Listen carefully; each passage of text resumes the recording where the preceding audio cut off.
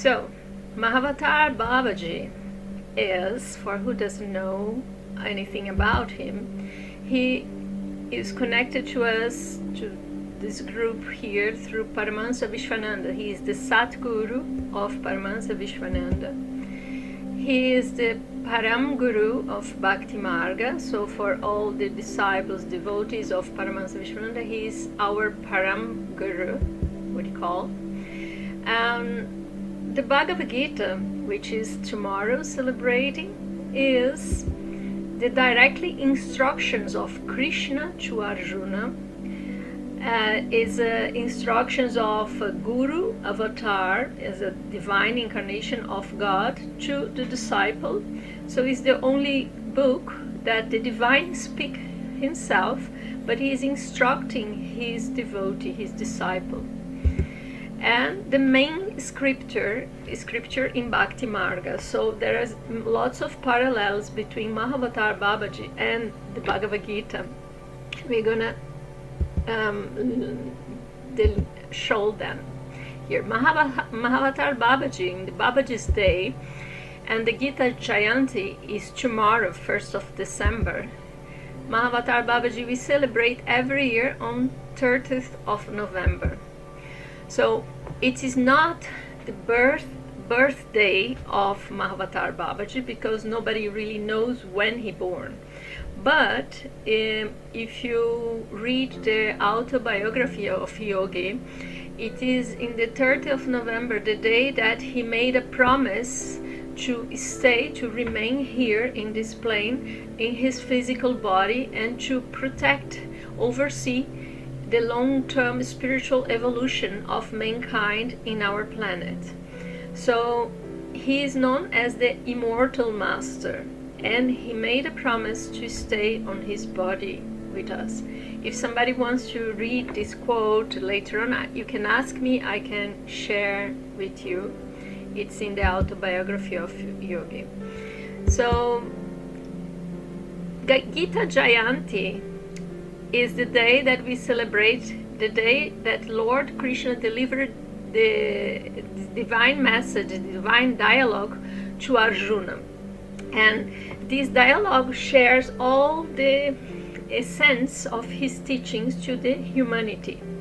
So it is this, in this dialogue, which my master says that it takes 1 hour of a dialogue. You can read this book in one day. The Bhagavad Gita is shared to Arjuna. He's the friend at the beginning, but a devotee afterwards, like a guru disciple, in a conversation before a war, in the middle of the war, before the war starts. So we're going to go through this a little bit. Every year, the celebration of the Gita Jayanti is in the Mokshada Ekadashi. Moksha is the final liberation, or Vaikuntha Ekadashi. Vaikuntha is the name of the abode of the divine.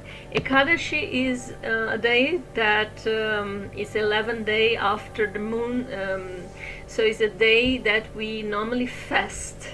And so it's also known as Mona Ekadashi, because as Krishna spoke the Gita, many people make silence, practice silence, Mona, in this day in the South India, for example.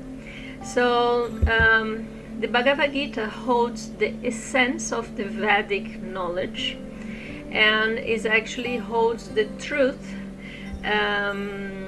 all well explained, how one can drive through this world in actions, in words, in practices, in meditations, and so show many ways of that yoga is being practiced in the world. And so it's a very powerful and auspicious book. I recommend everybody. So let's go a little bit further to this day. Mahavatar Babaji, and my Paramahansa Vishwananda used to say, the human mind cannot comprehend Mahavatar. He is beyond the mind comprehension. He is known as the Mahavatar, the great avatar, the highest avatar. Avatar means the descendants of the divine into flesh, into the body. So his all other names are Jagat Guru, that is the universal Guru, or Mahamuni, that is the great sage, or Mahayogi, the great yogi.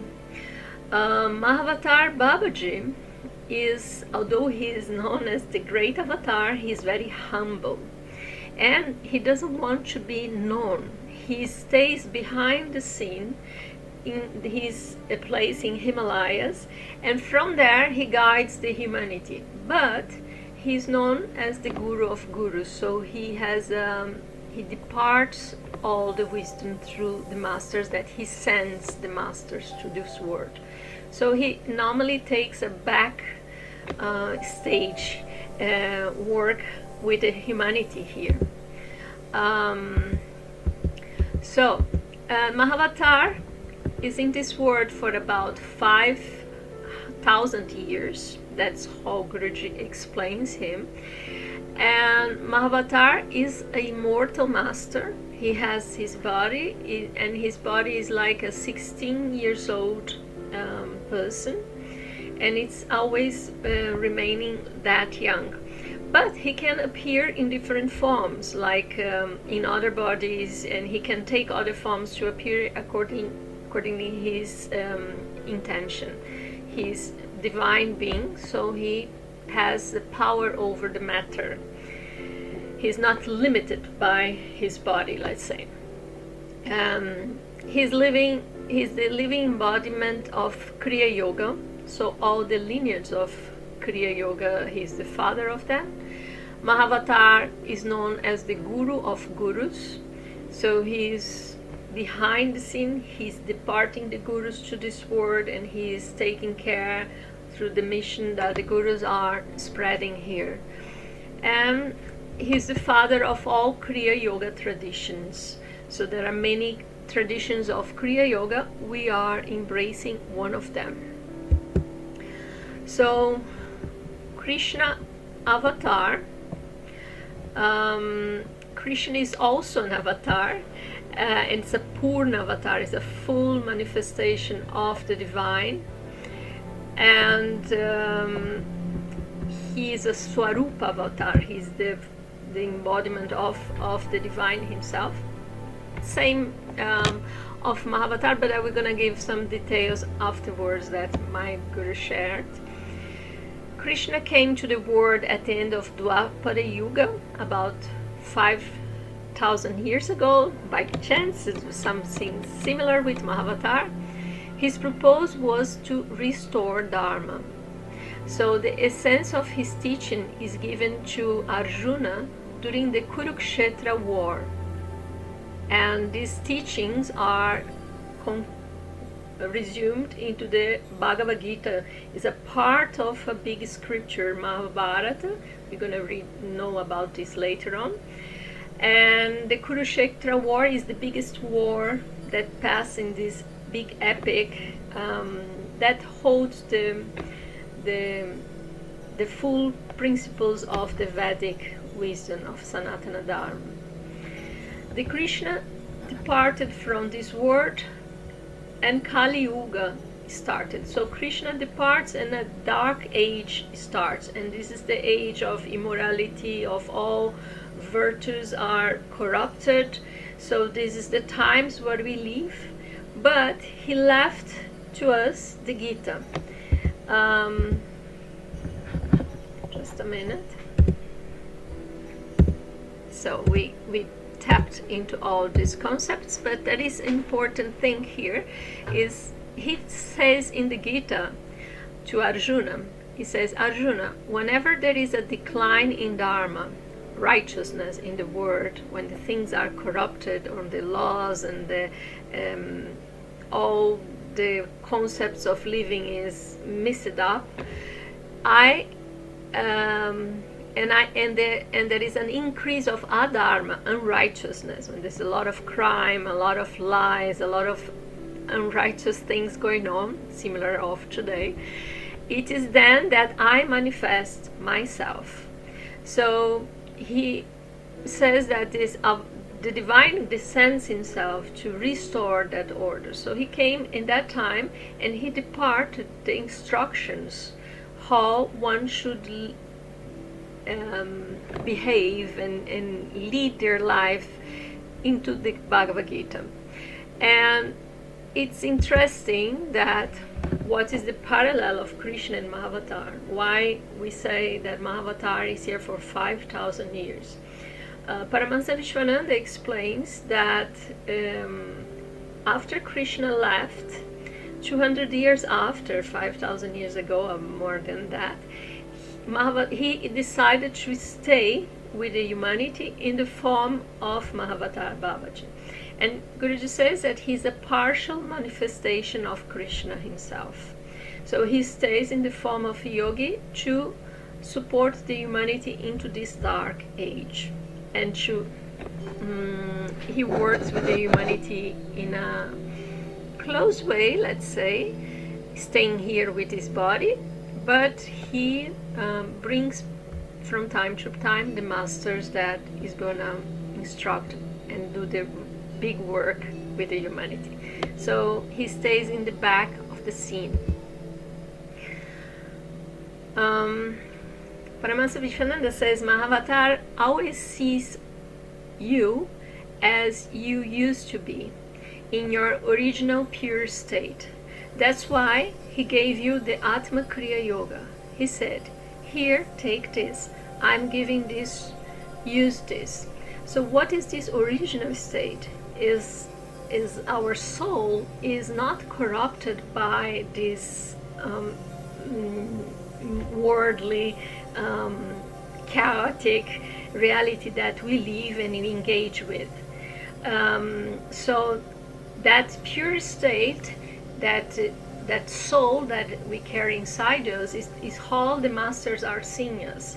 And so they see us, and they see us covered by this karmas, covered by a big dust that has to be cleansed so that we can connect with ourselves back again in that divine state. So Atma Kriya is to remove all the dust, and it's a practice given by Mahavatar Babaji through Paramahansa Vishwananda. So in the Gita it says the mind is a friend to who master it, but for one whose mind is uncontrolled, it became the worst enemy. So to master our mind is a very important duty of someone, because the mind can destroy your life, but it can also be the best friend when it's under your control. So yoga has tools to guide us through that, and Kriya Yoga is part of this process of. So if one gains self-control and tranquility, then the Supreme Self is realized. He is perfectly balanced in heat and cold, pleasure and pain, honor and dishonor. So these are words from Bhagavad Gita, but it's exactly what the masters are teaching us in practice. So there are some bullets here that I want to say. The Kriya Yoga was a secret practice before 1800. And 1861, Mahavatar Babaji initiated Lahiri Mahasaya. Actually, he made him remember his past life. And Lahiri Mahasaya was a householder. He was married and he had 2 sons. So he made a married person yoga master, remembering his past lives and all his work that he had done.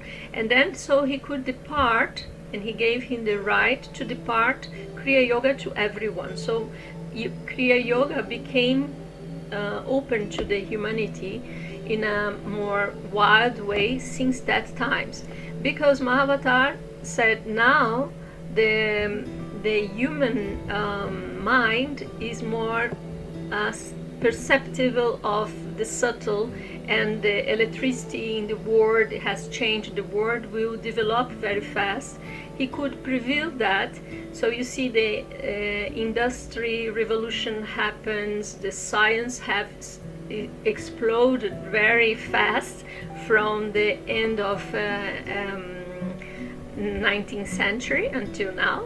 So Mahavatar also said the human brain and intellect is capable to receive now this secret path, which before he was giving only to some masters, to some yogis, to some souls he was giving directly. So in 1920, Paramahansa Yogananda introduced Kriya Yoga to the West. And you can see about this in this beautiful book called Autobiography of a Yogi. If somebody wants to read, wants the PDF, I have it, I can send. So there are other masters initiated on Kriya Yoga around the globe in the last century, and some from the lineage of Lahiri Mahasaya, and other lineages also received Kriya. Not so many, but there were a few other masters who received Kriya. And in 2007, Paramahansa Vishwananda introduced Atma Kriya Yoga to the world, full infused in Bhakti. So this infusing of Bhakti into the Kriya is a very important aspect, because Bhakti Yoga is the only yoga branch that allows you and certainly lead you to God realization. Without bhakti, without love, bhakti means love in action, or be fully focused on the divine. Without being fully devoted to the divine, focus and in the loving relationship with the divine, you cannot reach that stage of realization.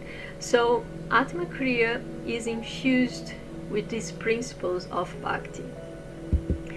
So here is some words of Paramahansa Vishwananda, which is very beautiful. The mind has to become simple and kind with your practice of sadhana. This is the sweet gift that Atma Kriya Yoga brings to up from the inside. Through our sadhana, you should become a good person in this world, capable of loving, capable of helping, capable of removing self-importance and placing Bhagavan first, God first. Atma Kriya Yoga brings true sadhaka to such a state. For that, you have to give yourself fully. What Mahavatar Babaji has given to the world is the greatest love in the most simple way, to bring everyone back to their true self. So our true nature is loving, but this loving is not a human love, it's a universal love. It's the love that the Sufis, masters, we hear about, this unconditional love towards all humanity. So this love is covered by a dust, and the practices are to remove that dust. So the Bhagavad Gita also says the same. So there is a very strong parallel with the Gita and Atma Kriya. So at the beginning of the Gita, like all of us, Arjuna is a friend of Krishna, is full of confusion. And at a point, he confessed that he cannot comprehend, because he's trying to reason, but his mind is bringing more confusion. So at a point, he comes to Krishna and says, "With my heart overcome by weakness and my mind confused about my duty, I urge you to tell me clearly what is good for me. I'm your disciple and I take refuge in you. Please teach me." In that moment, the confused Arjuna start understanding that he cannot find the logic solution into his brain into his mind of how to live and how to fight this war, because he's in the middle of a war and he's a warrior, and he doesn't want to do this. And he asked Krishna to instruct him, but he surrenders his intellect to him.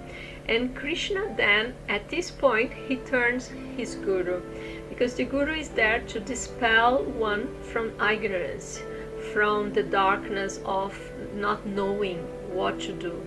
And the guru is to bring one from darkness to light. And so in that moment, Krishna starts instructing him. And at the end of the Gita, you're going to see that at the very end chapter, he says that Arjuna says, my delusion has been destroyed by your grace, O Krishna. I have regained my understanding. I'm freed from doubts, and I stand strong and will act according your word. So it is how the Gita can come to someone's life and dispels all the doubts about what is life for, what is this for. So this relationship of guru and disciple is what Krishna shows. Krishna instructs Arjuna into the secrets of yoga and gradually remove all doubts. So that's what the gurus are coming to do here in this world. The mind, the body ages and changes. So he gives him the first instruction is this, that this everything that we have, the mind and the body, is gonna change. You have a mind as a baby, you have a body as a baby, you have a body as an adult and a mind as an adult, and as an older person you may even lose your mind, you may go into Alzheimer, you don't know. So the mind is always changing. So the mind cannot make you comprehend the fullness of this reality. But it's important of what is important is the soul awakening, is the Atma, to bring your consciousness to the soul that is the big driver of this body, that is a permanent thing, that is not going to be dying when you die and is not born when you're born. It's an eternal being that is with you, inside you.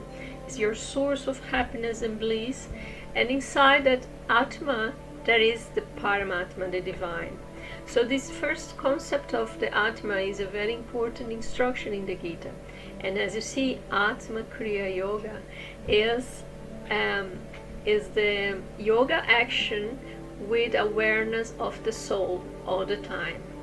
In that way, you are not suffering with the chains of this reality of the body and of the mind and of this world, that everything is happy and sad, good and bad. So it's always into ups and downs.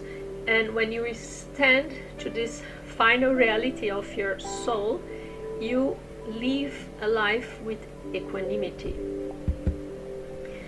So also the Gita teaches you to transform your actions from selfish to selfless actions, to become more giving than taking. We tend to come to this world and we just want to get. We want to get this, we want to get that, we want to get this. But in the Gita, it teaches us how to be selfless and giving. The same thing in Atma Kriya, you're going to read later on, you're going to see later. The real sacrifice is to make your life as an offering to humanity and to the divine, because God sits in everyone's heart as well. And to do not leave your worldly duties also. He's saying don't abandon your duties, don't just go to a mountain and retreat yourself, because that's not the way to be happy. Don't escape from your responsibilities in order to be happy. So it's not just going to Maldives and have a holiday there that will make you happy, but by doing what you're doing, you can switch your mind in a way that you're not going to be attached to the this impermanence of this world, and start giving instead of trying to take from this reality.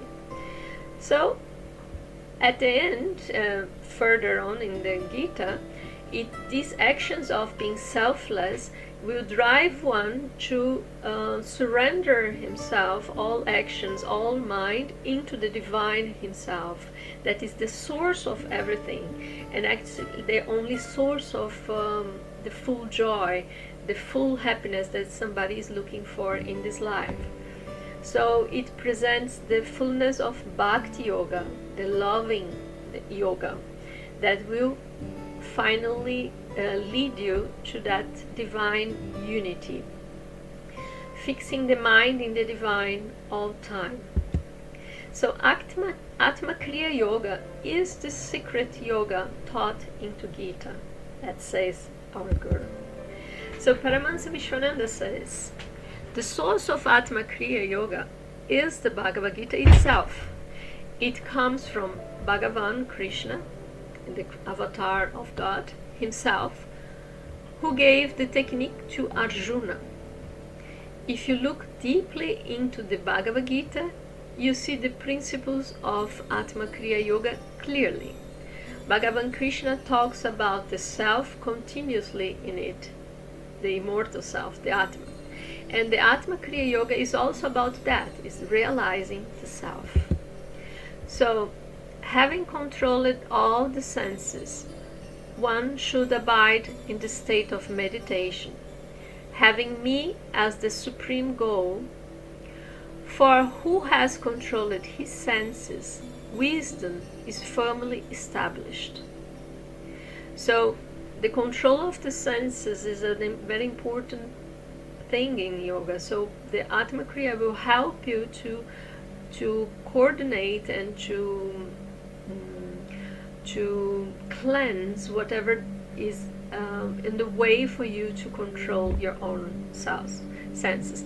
And then he explains here later on how is the biggest enemy of our practices and our life itself. He says, when one deliberates upon the sense objects, attachment to them arises.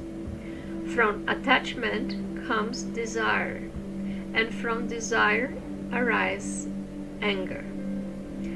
Anger is a kind of frustration.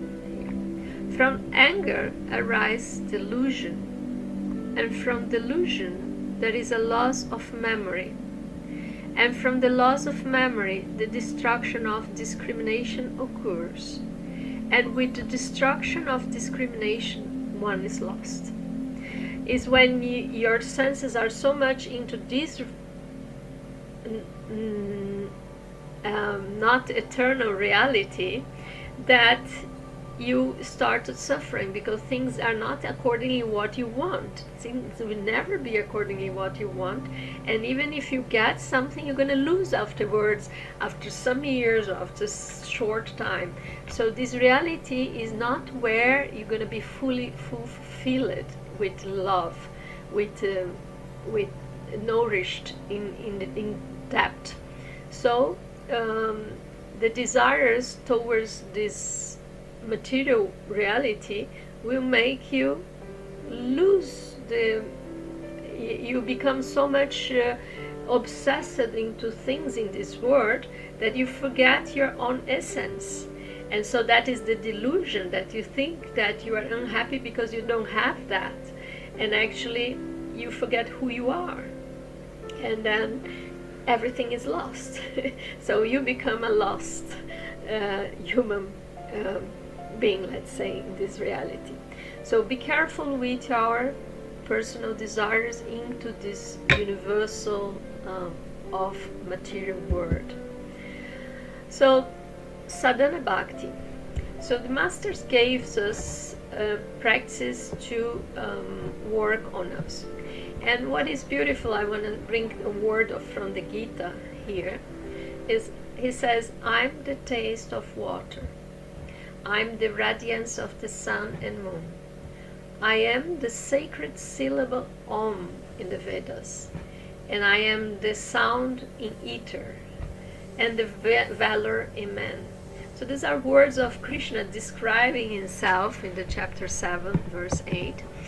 And Krishna is the embodiment of God himself. And when he says he's the syllable of Om in the Vedas, is one of the aspects that he takes. So in the practice that Mahavatar Babaji and Paramahansa Vishwananda is very present, both of them, you can see, sorry, I don't know why it's not working. Yeah, Babaji Surya Namaskar, that is a prayer in movement that use mantra into this. It's a sun salutation. Om chanting, which is a worldly famous practice. We have several groups here in Turkey. It is a service to humanity. Everybody goes to serve humanity, to serve each other, to serve the divine living in each other. So that's why we move and do go to practice Om chanting. The organizers have that concept in mind. The people participating, either they need a help or they are there to support everyone. So it's a selfless actions that we move into doing our practices. And Atma Kriya Yoga, which is actions with awareness of God. All the time we are aware of the divine sitting inside us, there's divine all around us. So Atma Kriya makes you realize in this life you don't need to wait 10 lives to realize that. Work it out now. You have the chance. Do it now. So Paramahansa Vishwananda gave us this, together with Mahavatar, for us to have this divine realization. And so he said, you can do this in one go, but you have to practice. So this is a reminding to us that we have to practice. It's a promise for them, but without practicing we can't get there. So Atma Kriya Yoga is to rediscover Atma, focus on the Atma, focus on the divine in the self, within the self. Whatever you do, whatever you eat, whatever you offer in sacrifice, whatever you give away, whatever austerity you practice, O Arjuna, do it as an offering to me. With a steadfast mind engaged in this yoga, you free yourself from good and bad results, which are bonds of karma. As a result, you be liberated and you come to me. So this offering of oneself in thoughts, in actions, in whatever, to the divine is the big strong tool to final liberation from this reality. And that is also what is taught in Atma Kriya. So Atma Kriya Yoga and the Bhagavad Gita works like this. The purpose of the practice of Atma Kriya Yoga is to achieve God realization, to achieve the divine. Pranayama, the breath control, becomes the sacrifice of the sadhaka. By controlling the prana in the in breath and to the out breath, also our japa related, our own breath becomes a yagna, an inner offer to the divine. So if one remembers the divine in each breath and is aware of the Lord Krishna, Narayan himself is present, this process is sanctified and automatically leads to self-realization. So if you infuse yourself with that practice, you'll be transformed and you'll be self-realized. And this is a promise of the masters. So, oops, no, back. Oh, yeah, here. Therefore, the practice of your Atma Kriya Yoga, do the practice of your Atma Kriya Yoga every day. This will help you to attain Him. That's why Mahavatar Babaji said, I'm giving you Atma Kriya Yoga, which is infused with bhakti, with this loving mood towards the divine. He didn't advise you to do the practice just mechanically. It's not just about technique. To do yoga and pranayamas mechanically won't give you the full benefits. Whereas if you do your Atma Kriya with bhakti, with this loving consciousness of the divine, with an attitude of surrendering to God, putting God first, you'll be free. So this is a premise of the masters. So let's go dive a little bit shortly into the Bhagavad Gita. It's a part of a great epic called the Mahabharata. Its role is written by Ganesh and spoken by Sage Vyasa. Sage Vyasa asked the help of Lord Ganesh to write the Gita, the Bhagavad Gita, the Mahabharata actually. And the Gita is a part of this big epic called the Mahabharata. So the Mahabharata is a sacred scripture written more than 5,000 years ago. It contains the essence of all Vedas, and the Mahabharata is composed in 100,000 slokas. And the Bhagavad Gita occupies the chapter 23 to 40 of Bhishma Parva, the book 6 of the Mahabharata. It's just a very small fragment comparing the full epic. So the dialogue between Krishna and Arjuna took place at the beginning of the Mahabharata greatest war. So there was a big war going on, and the dialogue starts when Krishna instructed Arjuna, that's completely lost in panic and confused before this war.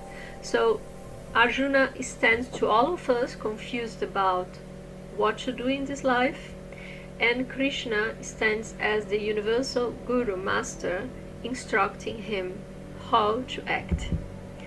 So the Song of God, why it's Song of God?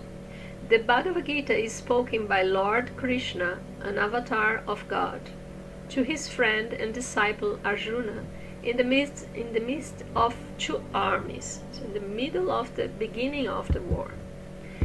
And the Gita means the song, and the Bhagavad means God. So Bhagavad Gita is called the Song of God. This written meters is called anustup. Every verse has this anustup rhythm. That is, it contains 32 syllables in each verse. So it's a very precise metric spoken dialogue, let's say, and poetically as well. And it composed by 701 verses, only 701 verses, with 18 chapters. It's the principal scripture in Sanatana Dharma. Sanatana Dharma is the eternal path of righteousness in India. It's a critical scripture to draw the philosophical conclusions. So all the big acharyas, the big masters in the world, in India, they have to draw some conclusions on the Bhagavad Gita in order to settle their wisdom or their view of the reality. There are different interpretations of the Gita. So the Bhagavad Gita is a manual for life. So it's important to understand that this battlefield of Kurukshetra has a very good connection with our own body.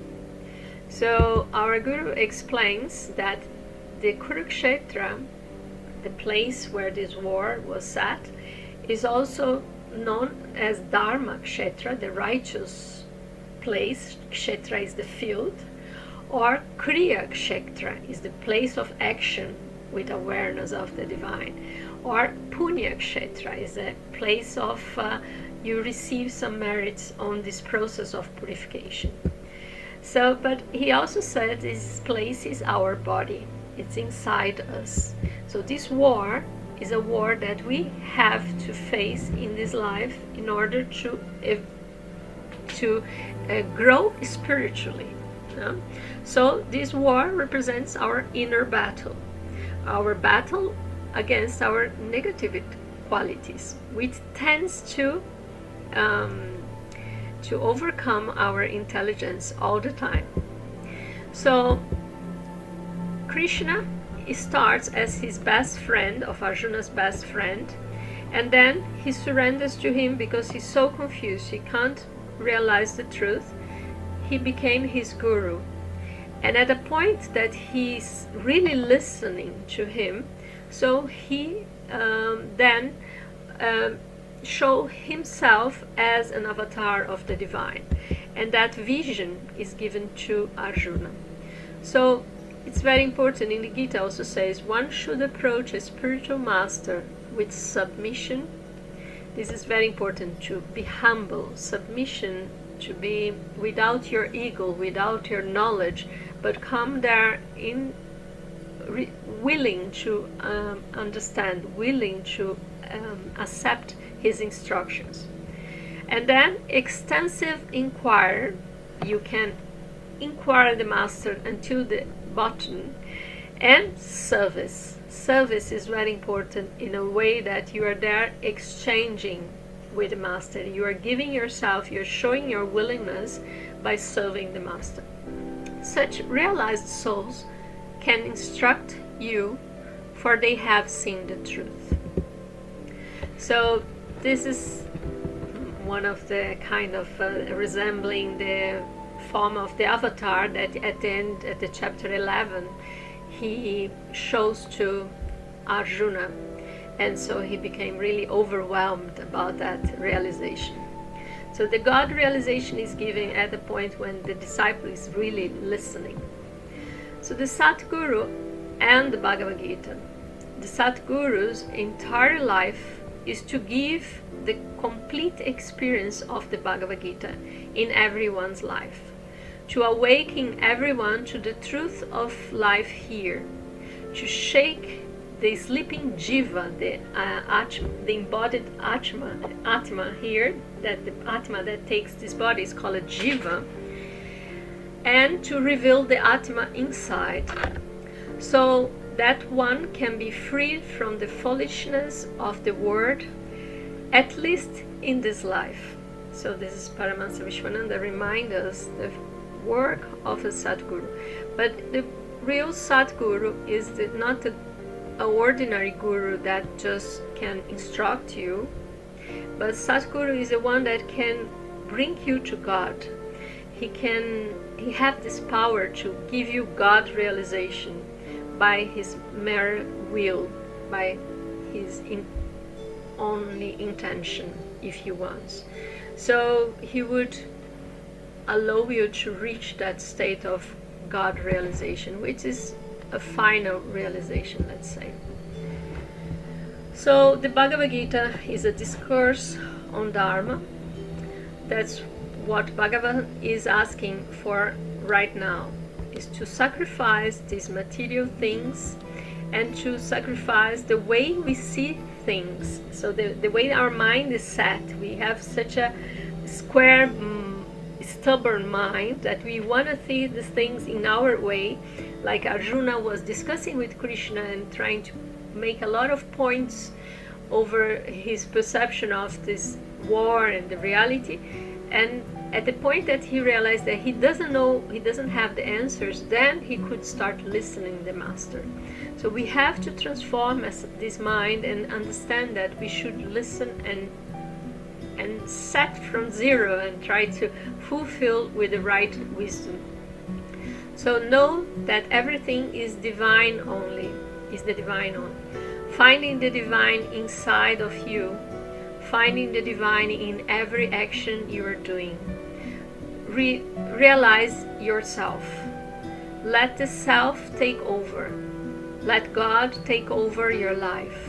Let yourself be consumed by the love of God. That's what realization is.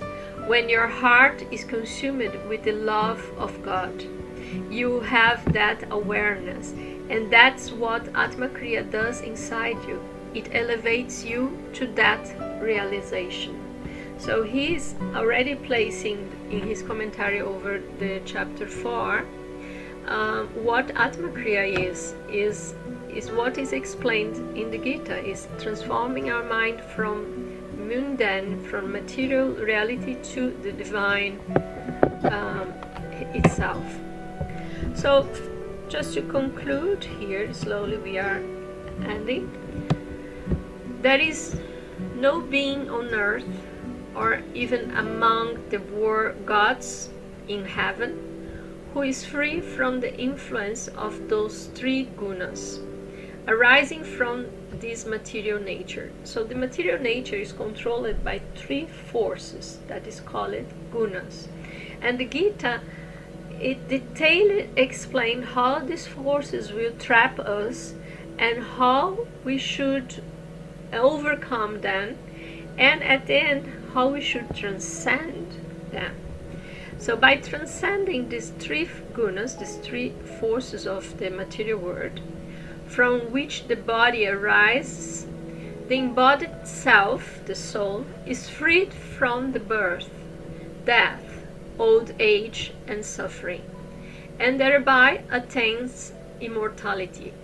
These are the teachings in the Gita. So it's a very rich book, divine book.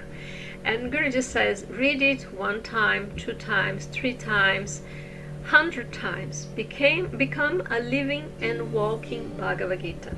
So he wants us to face that real transformation that is explained in the Gita.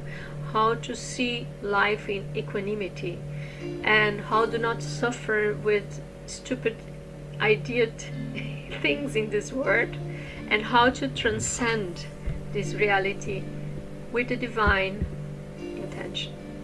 So another word from the Gita that I choose to bring here is, among the great sages, I'm Brigu. This is Krishna describing himself. So among the words, I'm the syllable Om. And among the sacrifice, I'm the sacrifice of Japa. Japa is the repetition of divine names. And among immovable things, I am the Himalayas. So there's also a big parallel here, because he says, I am the Himalayas. Krishna himself, and Mahavatar Babaji is an immortal yogi master living in the Himalayas. And he supports humanity on its spiritual journey. So just parallels with the Gita and Mahavatar. Badrinath is one abode in Himalayas, is known as the place where Lord Narayan, Krishna, the source of Krishna, Krishna is an expression of Narayan. 8 avatars of the divine came in this place, in Badrinath. 8, what you know. Vedavyasa, which is the one who wrote the Mahabharata and the Gita, who received the instructions to write. Ganesh, who compiled. Narada Muni, which is a very great sage. And Mahavatar Babaji is known that Badrinath is his place. So Badrinath, Badrika ashram, it's no ashram, it's the universal ashram, let's say. It's a place of great vibration associated to Mahavatar Babaji, where many sages have done tapasya. So Paramahansa Vishwananda made this commentary on Srimad Bhagavatam about Badrinath. And so we have visited this place. Look, Shebnan is here, and some of our friends in the other ear. This place, it looks like a page of a book, is the cave where in Himalaya, in Badrinath, nearby Badrinath, that Vyasa wrote, Vyasa Dev wrote compiled the Mahabharata and the Bhagavad Gita. So if you would like to read, I really recommend you to have Bhagavad Gita Essentials. It's coming in Turkish soon. Just, I don't know when, we don't know when, but it's gonna come soon, let's say. But you can find in Kobo, in Google Play, here in Turkey, you can have them easily in your phone. I always have in my phone. And I would say reading a verse every day or some verses every day really elevates us to highest realms of consciousness. So, Jai Mahavatar Babaji, have a great Mahavatar Babaji's day, and Jai Gurudev. And just remember that Mahavatar Babaji said that merely chanting his name 3 times, he will be present. Whatever you see, whether you see him or not, whether you feel him or not, he is there. It's like that. With all the divine names that you chant, the divine in that form is present next to you. So if you'd like to connect with Mahavatar, chant his name 3 times and try to silence your mind so you can perceive his presence. So your mind should be so quiet that you can just have him and receive him, because he will be present. So that is for today. If you have any question, anything to say, you can open microphones. I'll be glad to talk to you. And I wish you a blissful day. If you're Atma Kriya Yogi, you see in our channels it's announced a practice now at 12 o'clock with Roshan. I hope you can take that practice. If you are in Istanbul, we have a kirtan at 6:30 in the evening. And for everybody on Zoom, on YouTube, Paramahansa Vishwananda will give a word prayer every 3rd of the month, and today is a special day of Mahavatar. He's going to give this word, he's going to lead this word prayer. You're going to find at YouTube, he is leading at 6 o'clock live to all over the world. So it's very important these times. People are so much confused, so much in pain, so much in wars. He said all our negativity, collective negativity, is pulled up and brought up so many wars in this and conflicts in this world. So it's very important to pray and to be together, connected into that movement of changing ourselves, changing humanity, and changing the world, uplifting the world. So if you'd like to be connected, just be with us and have a blissful day. Okay? Jai Gurudev. I brought here the Mahavatar's yantra. It's a form that you can also meditate on him. So, have a great day. You too. Thank you, Yara. This was wonderful, really. It Great. brought my eyes. I mean, I'm so much moved.